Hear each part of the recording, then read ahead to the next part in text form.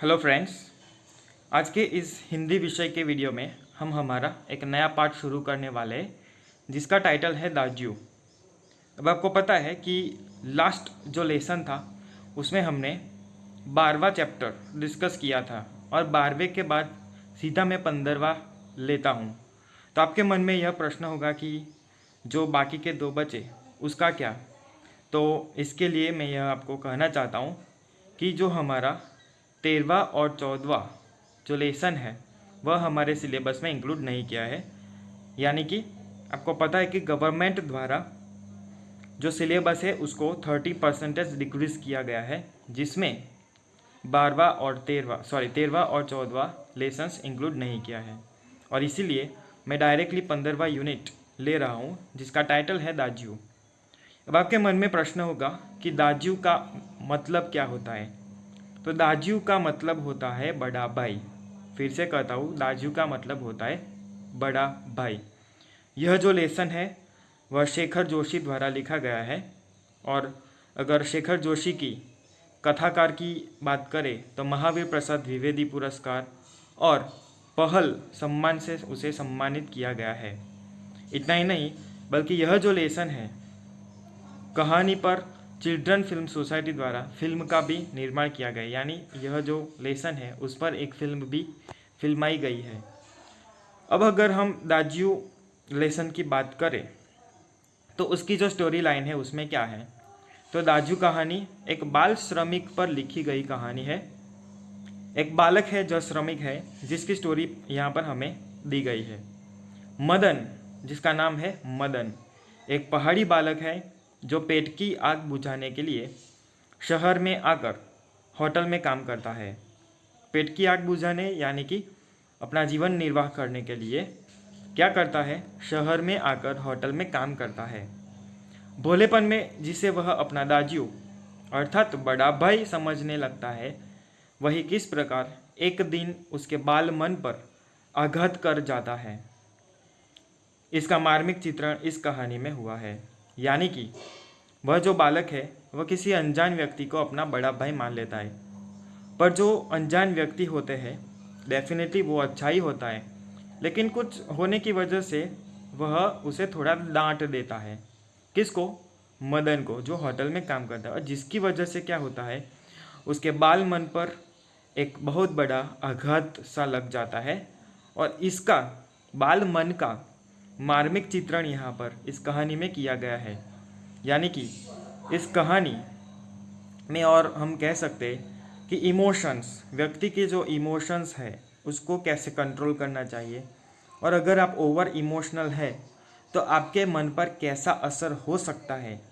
अगर आप किसी व्यक्ति को प्रेम करते हो और उसके प्रेम करने के बावजूद आपको प्रेम के बदले में कुछ ऐसा मिलेगा तो आपका जो मनोभाव है वह कैसा होगा, वह भी इस कहानी में दर्शाने का प्रयत्न किया गया है।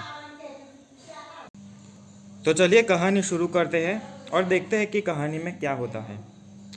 चौक से निकलकर बाई और जो बड़े साइन बोर्ड वाला छोटा कैफ़े है वही जगदीश बाबू ने उसे पहली बार देखा था। जगदीश बाबू यह एक कैरेक्टर है, दूसरा कैरेक्टर है मदन। पूरा जो लेसन है, पूरी जो कहानी है वह इन दोनों को नज़र में रखते हुए लिखी गई है। तो पहला कैरेक्टर है हमारा मदन, दूसरा कैरेक्टर है जगदीश बाबू।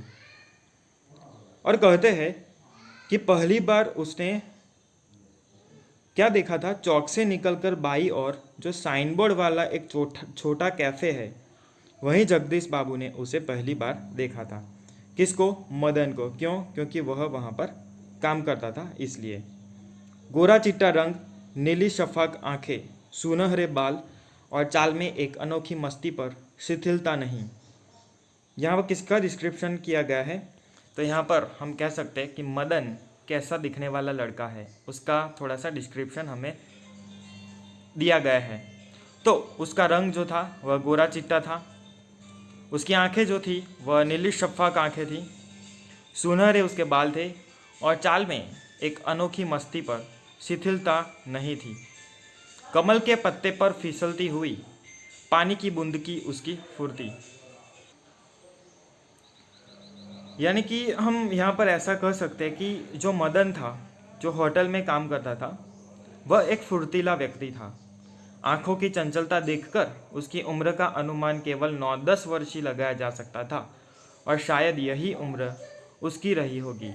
उसकी जो उम्र है वो हम यहाँ पर देख सकते हैं कि कम से कम 9 से 10 वर्ष का ही होगा और यह उसकी जो फुर्ती थी उसको देखकर ही अनुमान लगाया जा सकता था। आगे देखते हैं। अर्धजली सिगरेट का एक लंबा कश खींचते हुए जब जगदीश बाबू ने कैफे में प्रवेश किया तो वह एक मेज पर से प्लेटें उठा रहा था और जब वे पास ही होने की टेबल पर बैठे तो वह सामने था। तो यहाँ पर जगदीश बाबू की एंट्री होती है। कहाँ पर? होटल में। कैफे में वह प्रवेश करते तो मेज पर वह लड़का क्या कर रहा था? प्लेटें उठा रहा था और जब वे पास ही होने के टेबल पर बैठे तो वह सामने था। मानो घंटों से उनकी उस स्थान पर आने वाली व्यक्ति की प्रतीक्षा कर रहा हो। वह कुछ बोला नहीं। हाँ, नम्रता प्रदर्शन के लिए थोड़ा झुका और मुस्कराया भर था, पर उसके इसी मौन में जैसे सारा मीनू समाहित था। अब होटल में काम करने वाले जो लोग होते हैं वो आपको पता है कि विथ स्माइल आपको वेलकम करेंगे। इतना ही नहीं बल्कि आपको जो ऑर्डर देना है वह भी आपको आकर पूछेंगे, मेनू भी दिखाएंगे और ये सारी बातें। तो सेम थिंग यहाँ पर हम देख सकते हैं कि मदन जो था वह भी ऐसा कर रहा है और इवन उसके जो स्माइल थी, मुस्कुराहट थी, उसके अंदर ही सारा मीनू समाहित हो चुका था, ऐसा लगता था। सिंगल चाय का ऑर्डर पाने पर वह एक बार पुनः मुस्कुराकर चल दिया और पलक झपकते ही चाय हाजिर थी। जगदीश बाबू जो थे उन्होंने ऑर्डर दिया, किसका? चाय का। और चाय का ऑर्डर देते ही वह फिर से मुस्कुराता है और पलक झपकते ही चाय हाजिर कर देता है। मनुष्य की भावनाएं बड़ी विचित्र होती है। निर्जन एकांत स्थान में निसंग होने पर भी कभी कभी आदमी एकाकी अनुभव नहीं करता। भावनाएं, इमोशन एक ऐसी हमारे अंदर है। हर एक व्यक्ति के अंदर इमोशंस होते हैं और कभी कभी जब हम निर्जन और एकांत स्थान में होते हैं तब हमारे इमोशंस जो होते हैं उस पर हम कंट्रोल नहीं कर सकते और इसकी वजह से हम अकेलापन सा महसूस करते हैं। कई बार ऐसा भी होता है कि अकेले होने के बावजूद भी आप अकेलापन नहीं महसूस करें तो वो अच्छे इमोशन है। लगता है कि इस एकाकीपन में भी सब कुछ कितना निकट है, कितना अपना है, परंतु इसके विपरीत कभी कभी सैकड़ों नर नारियों के बीच जनरवमय वातावरण में रहकर भी सुनेपन की अनुभूति होती है। और कई बार ऐसा होता है कि व्यक्ति अपने आसपास कई लोगों के पास रहता है, अपने रिलेटिव्स के पास रहता है, अपने मनपसंद व्यक्ति के पास भी रहता है, लेकिन फिर भी वह अकेलापन सा महसूस करता है। और ऐसे होने के कई कारण हो सकते हैं। वह अंदर ही अंदर दुखी हो, वह अंदर ही अंदर कुछ चाहता हो, वह अंदर ही अंदर कुछ कहना चाहता हो लेकिन किसी व्यक्ति से वह शेयर नहीं कर सकता। तो ऐसी वजह से ऐसा होता है कि हमारे आसपास कितने सारे भी व्यक्ति क्यों ना हो लेकिन फिर भी हम कई बार अकेलापन सा महसूस करते हैं। लगता है जो कुछ है वह पराया है, कितना अपनत्वहीन, और ऐसा लगता है कि सब कुछ पराया है और अपना कुछ नहीं। पर यह अकारण ही नहीं होता। इस एकाकीपन की अनुभूति, इस अलगाव की जड़ें होती है विछोह या विरक्ति की किसी कथा के मूल में। लेकिन यह एकाकीपन का जो अनुभव है उसकी जो जड़ें होती है वह विछोह या विरक्ति किसी कथा की मूल में पाए जाते हैं। यानी अंदर ही अंदर आपके मन में कोई विचार जो है वह आपके सताए जा रहा होता है। जगदीश बाबू दूर से आए हैं और अकेले हैं। अब जो जगदीश बाबू है उसके लिए यह शहर नया है। वह दूर देश से आए हैं, यानी शहर से आए हैं गांव में। चौक की चहल पहल, कैफ़े के शोरगुल में उन्हें लगता है सब कुछ अपनत्वहीन है। और सिटी में से गांव में आकर उसे कैसा लगता है कि चौक की चहल पहल, कैफ़े के शोरगुल में उन्हें लगता है सब कुछ अपनत्वहीन है, यानी मेरा कुछ नहीं है, सब कुछ पराया पराया है। शायद कुछ दिनों रहकर अभ्यस्त हो जाने पर उन्हें किसी वातावरण में अपनेपन की अनुभूति होने लगे, पर आज तो लगता है यह अपना नहीं, अपनेपन की सीमा से दूर, कितना दूर है। और तब उन्हें अनायास ही याद आने लगते हैं अपने गांव पड़ोस के आदमी, स्कूल कॉलेज के छोकरे, अपने निकट शहर के कैफ़े होटल। और ऐसा सोचते सोचते जो जगदीश बाबू है वह अपने शहर के बारे में, अपने गांव के बारे में सोचने लगते हैं कि वह कितना अपनापन सा वहाँ पर लगता है। अभी जो जगह पर है वह कैसी जगह है, उनके लिए नई जगह है, और इसीलिए वह अपने गांव को क्या कर रहे हैं, मिस कर रहे हैं, याद कर रहे हैं। और साथ साथ वह अपने गांव के नज़दीक में जो शहर है और उसके कैफ़े और होटल है सब भी वह याद कर रहे होते। वह विचारशील हो चुके हैं। और उतने में ही चाय साहब ऐसी आवाज़ आती है जो मदन लेकर आता है। जगदीश बाबू ने राखदानी में सिगरेट झाड़ी। उन्हें लगा इन शब्दों की ध्वनि में वही कुछ है जिसकी रिक्तता उन्हें अनुभव हो रही है, और उन्होंने अपनी शंका का समाधान कर लिया। एक ऐसा बालक है जिसमें वह देखते हैं कि यहाँ पर चलो कोई मेरा ख्याल रखने वाला है, और इसकी वजह से वह फाइनली उसकी शंका का समाधान कर लेते हैं। कैसी शंका देखें, वह उस लड़के से बातचीत करना शुरू करते और पूछते हैं क्या नाम है तुम्हारा। लड़का उत्तर देता है मदन। अच्छा मदन, तुम कहाँ के रहने वाले हो? तो कहता है पहाड़ का हूँ बाबूजी। पहले वह बाबूजी कहता है। पहाड़ तो सैकड़ों है, आबू, दार्जिलिंग, मसूरी, शिमला, अल्मोड़ा। तुम्हारा गांव किस पहाड़ में है? ऐसे कौन पूछते हैं? जगदीश बाबू पूछते हैं। तो वह कहते हैं इस बार शायद उसे पहाड़ और जिले का भेद मालूम हो गया। मुस्कुराकर बोला अल्मोड़ा साहब, अल्मोड़ा। तो जो मदन है वह अल्मोड़ा नामक पहाड़ियों से एक गांव है और उस गांव में रहता है। अल्मोड़ा में कौन सा गांव है? विशेष जानने की गरज से जगदीश बाबू ने पूछा। और जगदीश बाबू पूछते हैं कि अल्मोड़ा में कौन सा गांव है? मदन बोलता है इस प्रश्न ने उसे संकोच में डाल दिया, और शायद अपने गांव की निराली संज्ञा के कारण उसे संकोच हुआ था। इस कारण टालता हुआ सा वह बोला वह तो दूर है साहब, अल्मोड़ा से 15-20 मील होगा। तो गांव के नाम पूछने पर जो मदन है वह नाम बताना नहीं चाहता। क्यों? क्योंकि गांव का नाम कुछ ऐसा था जिसकी वजह से उसे संकोच हो रहा था। लेकिन फिर भी नाम तो कुछ होगा ही। जगदीश बाबू ने जोर देकर पूछा, और जगदीश बाबू जोर देकर पूछते लेकिन फिर भी नाम तो कुछ होगा ही आपका गांव का। तो वह बोलता है डोटिया लगो। वह कुछ सकुचाता हुआ सा बोला। अब यहाँ पर आप देख सकते हैं कि उसके गांव का नाम डोटिया लगो था, जिसकी वजह से उसे बोलने में संकोच हो रहा था। मे भी आपके गांव का नाम भी कुछ ऐसा हो कि आप बोलने में संकोच अनुभव करें। ओके, तो यह थिंग जो है, यह जो बात है वो यहाँ पर हमें देखने को मिलती है। आगे उसके जो वार्तालाप है वह चालू रहता है। जगदीश बाबू के चेहरे पर पुती हुए एकाकीपन की स्याही दूर हो गई, और जब उन्होंने मुस्कुराकर मदन को बताया कि वे भी उसके निकटवर्ती गांव के रहने वाले हैं, तो लगा जैसे प्रसन्नता के कारण अभी मदन के हाथ से ट्रे गिर पड़ेगी, और जगदीश बाबू की जो एकाकीपन की स्याही थी, वह जो एकाकीपन सा महसूस करते थे, वह धीरे धीरे दूर होने लगा था। क्यों? क्योंकि वह भी उसके निकट के गांव के ही रहने वाले थे। उसके मुंह से शब्द निकलना चाहकर भी न निकाल सके। खोया खाया सा वह अपने अतीत को फिर लौट लौट कर देखने का प्रयत्न कर रहा हो। अतीत, गांव, ऊंची पहाड़ियाँ, नदी, ईजा यानी माँ, बाबा, दीदी, भूली, दाजियों आदि। यह जो है वह कौन सोच रहा है? मदन सोच रहा है। मदन को जगदीश बाबू के रूप में किसकी छाया निकट जान पड़ी? ईजा? नहीं। बाबा? नहीं। दीदी? भूली? नहीं। दाजियों? हाँ, दाजियों। तो जो जगदीश बाबू थे, वह जगदीश बाबू में मदन को अपना दाजू यानी बड़ा भाई दिखने लगा था, और इसकी वजह से वह उसके निकट हो रहा था। अब जगदीश बाबू भी उसके लिए नए हैं, जगदीश बाबू के लिए मदन भी नया है। लेकिन कई बार ऐसी रिलेशनशिप अननोन व्यक्ति के साथ हो जाती है। जिसमें आप अपने भाई बहन माता या पिता को देखते हैं। यहाँ पर भी वही चीज़ हमें देखने को मिलती है कि मदन जो है वह जगदीश बाबू में अपने भाई के बड़े भाई के दर्शन करता है।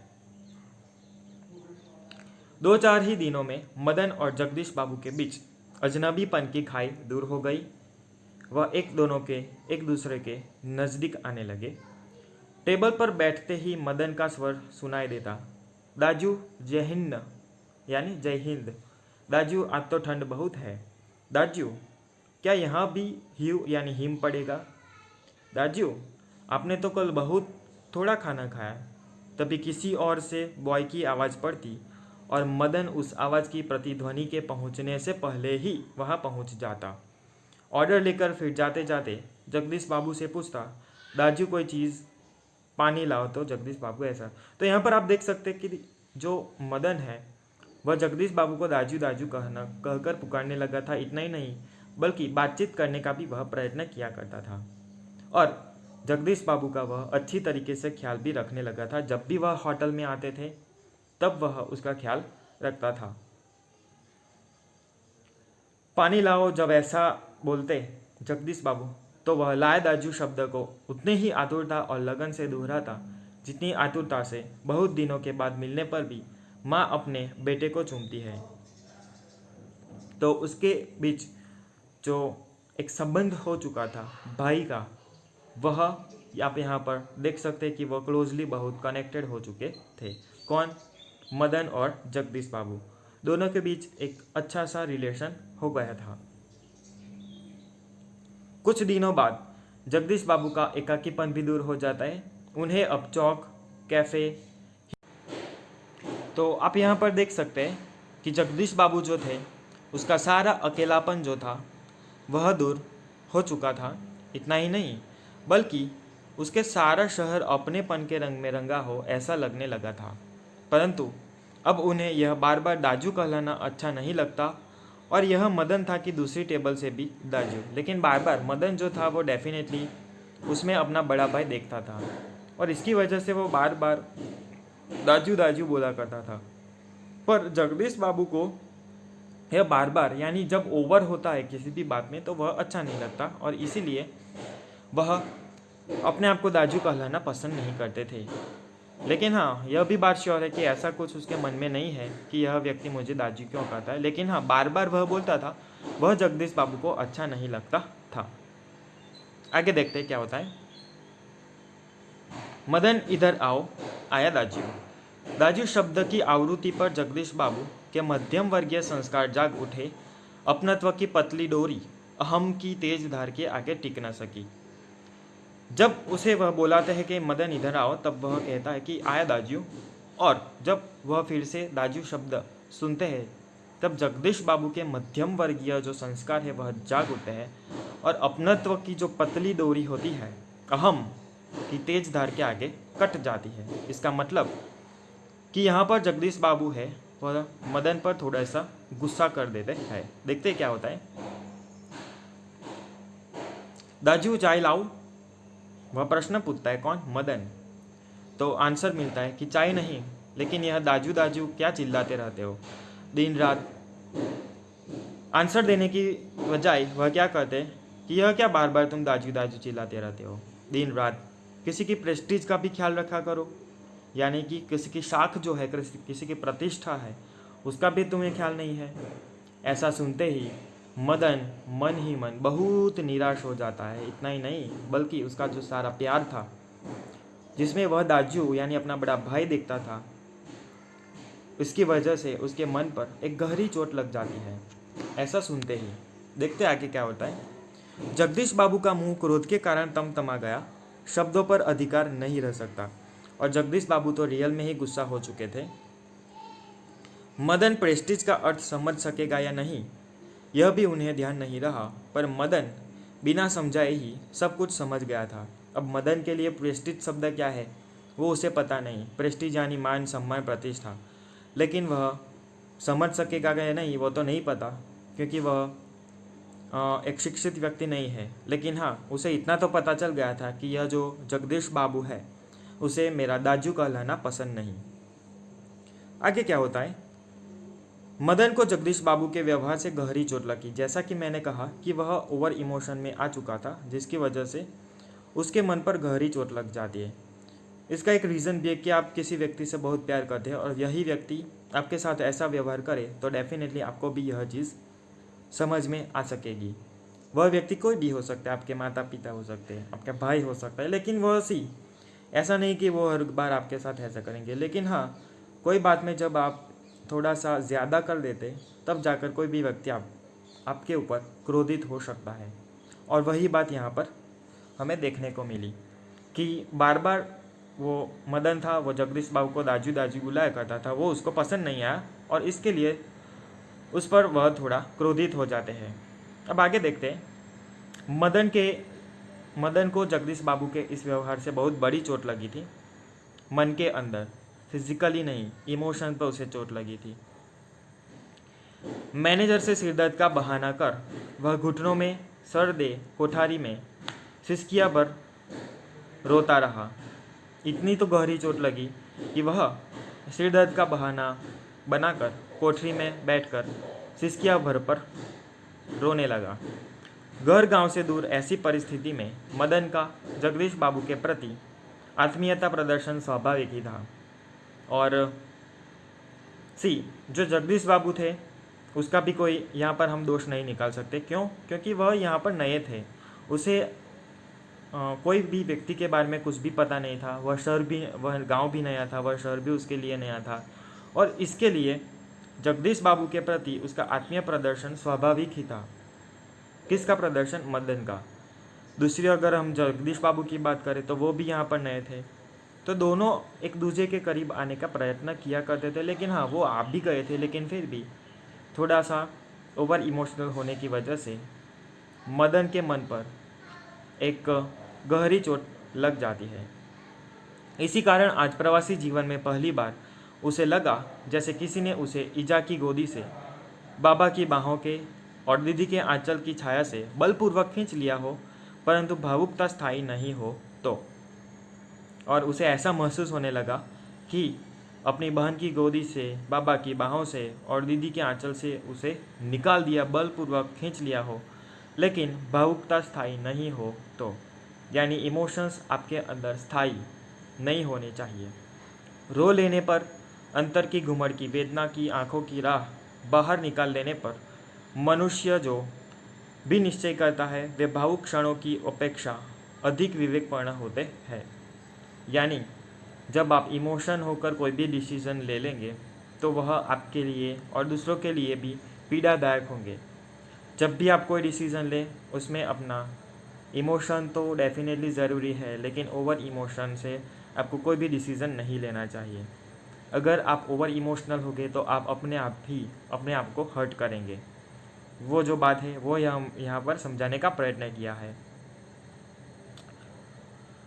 भावुक क्षणों की अपेक्षा अधिक विवेकपूर्ण होती है और हमें यह भी समझाने का प्रयत्न किया कि भावुकपूर्ण जो क्षण होती है उसकी अपेक्षा अधिक विवेकपूर्ण होते हैं। आगे देखते हैं। मदन पूर्ववत काम करने लगा, यानी थोड़ी देर रो लेने के बाद वह फिर से अपने काम में जुट जाता है। दूसरे दिन कैफ़े जाते हुए अचानक ही जगदीश बाबू की भेंट बचपन के सहपाठी हेमंत से हो गई। जगदीश बाबू तो यहाँ पर आते रहते थे और जगदीश बाबू अपने एक सहपाठी हेमंत से मिलते हैं। कैफ़े में पहुंचकर जगदीश बाबू ने इशारे से मदन को बुलाया, परंतु उन्हें लगा जैसे वह उनसे दूर दूर रहने का प्रयत्न कर रहा हो।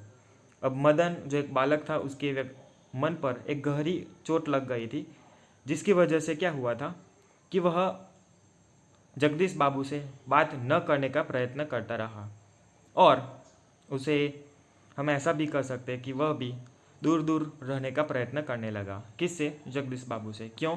क्योंकि जगदीश बाबू से के व्यवहार से उसके मन पर गहरी चोट लगी थी, इसलिए। दूसरी बार बुलाने पर ही मदन आया। दूसरी बार बुलाते हैं जगदीश बाबू, तब मदन जाता है। आज उसके मुंह पर वह मुस्कान नहीं थी। क्यों? क्योंकि जगदीश बाबू द्वारा उसका इंसल्ट किया गया था और न ही उसने क्या लाओ दाजू कहा। क्यों? क्योंकि जगदीश बाबू को दाजू कहलाना पसंद ना पड़ा, इसलिए स्वयं जगदीश बाबू को ही कहना पड़ा 2 चाय 2 ऑमलेट, परंतु तब भी लाया दाजू कहने की अपेक्षा लायक साहब कहकर वह चल दिया, यानी दाजू कहने की बजाय वह लायक साहब कहकर वहाँ से चल दिया, मानो दोनों अपरिचित हो। और उसके दोनों के बीच जो एक बॉन्डिंग हो चुकी थी वो भी धीमे धीमे अब समाप्त होती हमें दिख रही है। और दोनों मानो दोनों अपरिचित हो ऐसा व्यवहार एक दूसरे ने एक दूसरे के साथ किया। शायद पहाड़िया है, हेमंत ने अनुमान लगाकर पूछा। हेमंत जो है जगदीश बाबू से पूछता है कि शायद यह लड़का पहाड़िया है, यानी पहाड़ी में रहने वाला है। तो आंसर दे दे हाँ, रूखा सा उत्तर दे दिया जगदीश बाबू ने और वार्तालाप का विषय ही बदल दिया और उस बालक के बारे में बात करने के बजाय वह कुछ और ही विषय पर बात करने लगे, वह भी उसे इग्नोर करने लगते हैं। मदन चाय ले आया और चाय लेने के बाद वह पूछते हैं कि क्या नाम है तुम्हारा लड़के। कौन पूछता है? हेमंत। हेमंत ने एहसान चढ़ाने की गरज से पूछा। कुछ क्षणों के लिए टेबल पर गंभीर मौन छा गया। जगदीश बाबू की आंखें चाय की प्याली पर ही झुकी थी। मदन की आंखों के सामने विगत स्मृतियाँ घूमने लगी। जगदीश बाबू का एक दिन ऐसे ही नाम पूछना, और जब हेमंत उसे नाम पूछते हैं तब वह जो बालक है मदन, उसके मन पर जो उसका पास्ट यानी कि जगदीश बाबू के पहले दिन का जो व्यवहार है वह उसे याद आने लगता है। और फिर दाजू आपने तो कल थोड़ा ही खाया और एक दिन किसी की प्रेस्टीज का ख्याल नहीं रहता तुम्हें, डायरेक्ट वही सोचने लगता है कि पहले का जो हमारा कन्वर्सेशन था और प्रीवियस डे का जो कन्वर्सेशन है उसमें कितना फ़र्क आ गया। और इसीलिए मदन जो है वो हेमंत की को भी अपना नाम नहीं बताता और ना ही कुछ प्रत्युत्तर देता है। जगदीश बाबू ने आंखें उठाकर मदन की ओर देखा।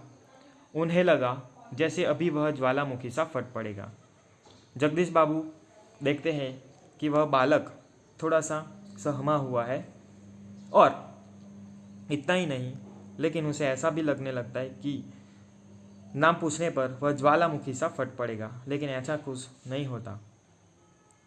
हेमंत ने आग्रह के स्वर में दोहराया, क्या नाम है तुम्हारा? और तब मदन अपना नाम बताने के बजाय क्या बोलता है? बॉय कहते हैं साहब मुझे। वह अपना नाम नहीं बताता।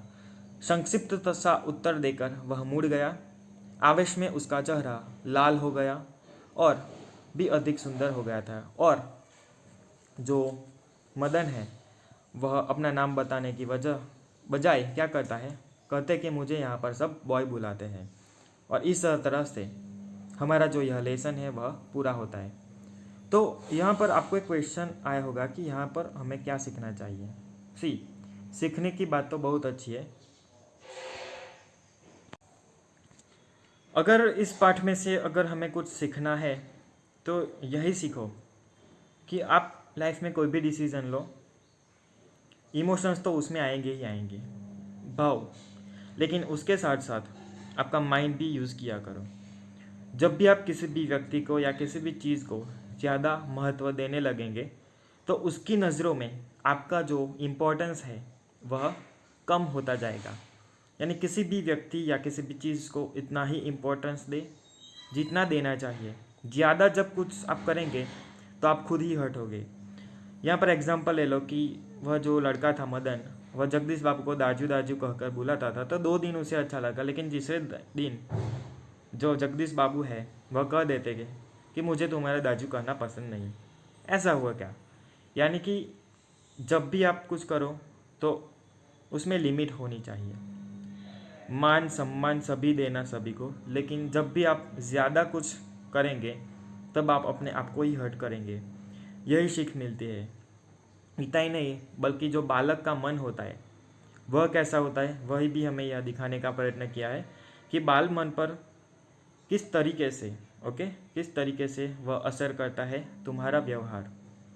जो भी है वह हमारा व्यवहार है। अपना व्यवहार अच्छा रखे, दूसरों को प्यार करे, दूसरों को प्यार दे, और ऐसे ही आप अपनी लाइफ को जी सकते हैं।